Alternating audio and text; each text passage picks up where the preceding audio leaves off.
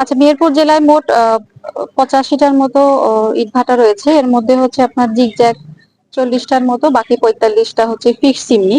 আপনারা জানেন যে এবার সরকারিভাবে নির্দেশনা রয়েছে ড্রাম চিমনি এবং ফিক্সড চিমনি যেগুলো রয়েছে এগুলোর বিরুদ্ধে আগে ব্যবস্থা নেওয়া। এগুলো শেষ হলে পর্যায়ক্রমে অন্য যে অবৈধ ভাটাগুলো আছে সেগুলোর বিষয়ে ব্যবস্থা নিতে হবে। এই ইটভাটাগুলো আসলে একদিনে গড়ে ওঠেনি, এটা আমরা সবাই স্বীকার করি। সুতরাং আপনারা যদি প্রত্যাশা করেন একদিনে এটা শেষ হবে, এটা আসলে ঠিক না। সবকিছুই পর্যায়ক্রমে আমরা করে যাচ্ছি। আজকে যেমন হচ্ছে মেহেরপুর পৌরসভার মধ্যেই আমরা অভিযানটা রেখেছি।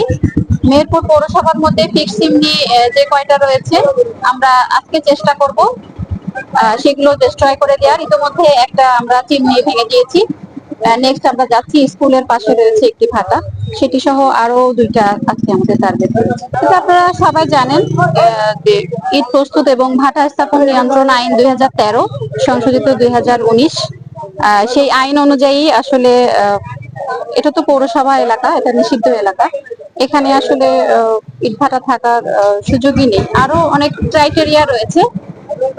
তো হচ্ছে আমরা আজকে অভিযান করে যাচ্ছি এবং এটা চলমান থাকবে, কেবল তো শুরু হলো।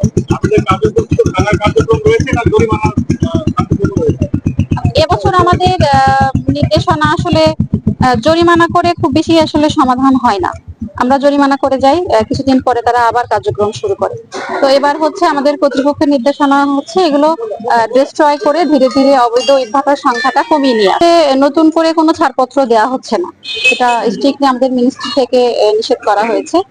আমরা প্রাথমিকভাবেই তাদেরকে বিরত রাখার চেষ্টা করব, নোটিশ দিব, না হলে আইনগত অন্যান্য যে ব্যবস্থা আছে সেটা আমরা নিব। তো নতুন এবং ফিরে আসা গ্রাহকদের জন্য নগদে চলছে ক্যাশব্যাক সহ প্রতিদিন হাজারো উপহার জেতার সুযোগ। হবে আশা আর ফেরা, সারপ্রাইজ সেরা।